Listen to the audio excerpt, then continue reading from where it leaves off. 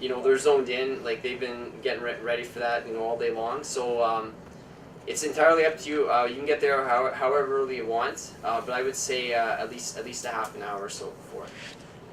And then you go on like 5 minutes before, or is that kind of like our kind of thing as well? Yeah, it's again right now we don't have it standardized across the league, but you can do whatever you want for that. If you're there with your partner and you want to do a pregame show, you can go on and do a pregame show. Yeah, when do they pull it up? What do they call it? Ping it. When do they ping it? Actually, that's a good question too. InSync starts streaming the game 45 minutes before the puck drops. So if it's a 7:30 game, they're gonna start streaming the game at 6:45. Just the warm-ups, the guys skating. Yeah, the warm-ups, the guys skating, just going around. So like what I was doing last year was I would just go like I said, I had a recorder. I would just interview both the coaches, play that on there, maybe just go over some lineup cards, who's in, who's out of the lineup, who's hot, who's cold, those things. Completely up to you guys, whatever you want to do with it. But like, I mean, it looks great on your resume if you're trying to get some experience and stuff, and you want to, really add something. That's something that definitely is going to help you out. So completely up to you what you want to do with the pregame. Like I said, intermission, postgame, it's all up to you guys. But feel free to be creative. But like I said, very important. Once the puck drops, reintroduce everything so that when it's archived and people are watching it the next day or 2 days later, they know what's going on. It will be streaming live though. Yeah. Yeah, so if you cuss, everybody's going to know. Yeah. There's no cough button. No, they No, that's right. That's all out of all out of Vancouver. They just start streaming it, like I said, 45 minutes before the game. Actually, you know what? That's a very good thing about the cussing, because I'm not gonna say which team I was with, but but last year we were up in the broadcast area, and it was kind of my fault because I left the microphone on, and they were saying some stuff, and then the coach walked by, or the assistant coach walked by, and he was like, "I didn't know this was on." They weren't happy about it, but every game I did for the rest of the year, as soon as they walked in that room, they made sure that the off switch was there. So that's something you might want to watch for too. You control with that microphone. You control when you're on and off the air. When you're not on the air, if you go in the washroom, whatever, turn it off. I know some people they like that sound in the intermission. Like I said, if you're not there, just turn it off because you don't know what anybody's saying, and we don't want to get in trouble for things like that. So. Yeah, because there's a lot of stuff said at the intermission, and they're all sitting right around you. Yeah.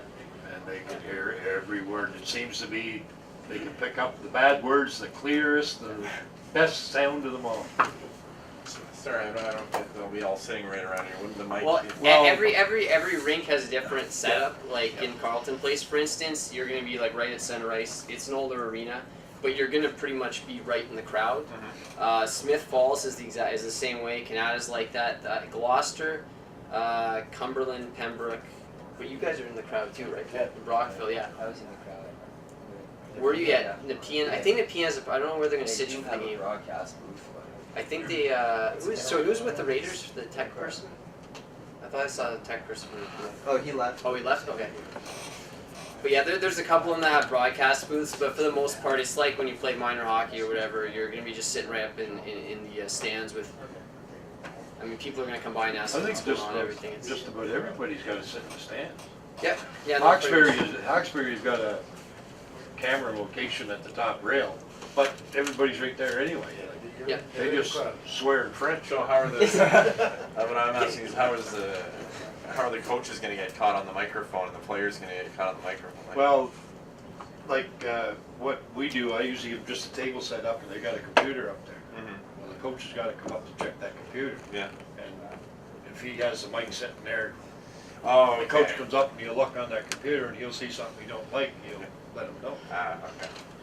Okay. But it's also it's an awful thing to say, but some of the crowd at some of these hockey games get ridiculous, and some of the words that come out of them, like I didn't even know they invented some of them words. I'll tell you, like, oh, it gets nasty.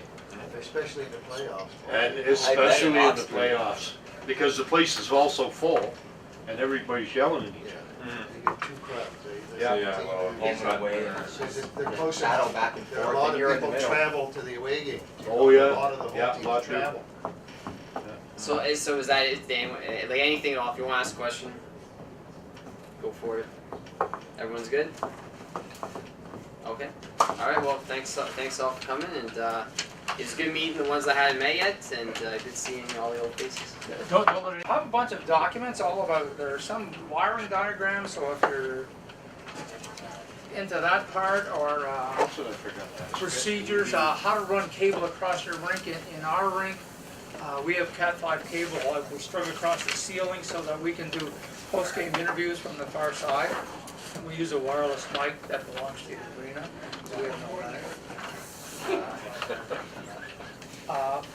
And because we're 2 hours overtime already, I don't know. Checkies. I had a lot of things that I was going to do, but to show the broadcasters, but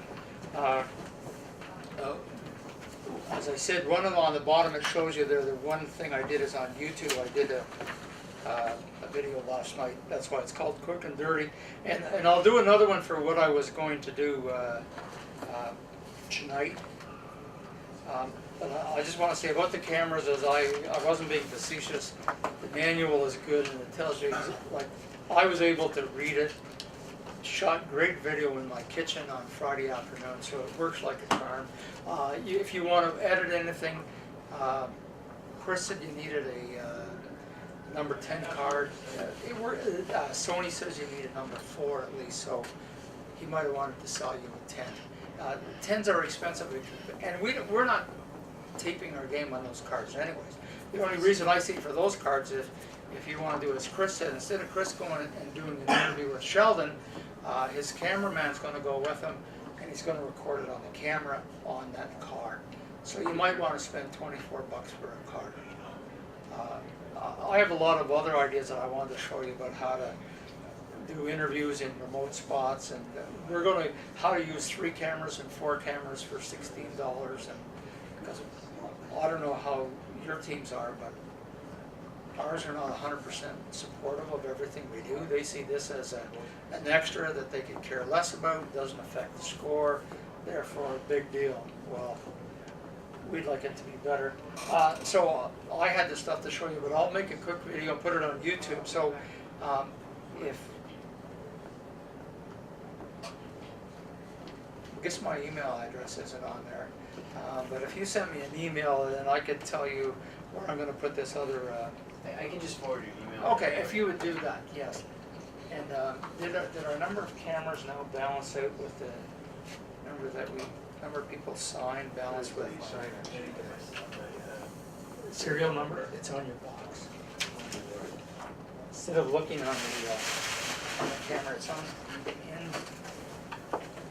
Is there an S on there? That's it.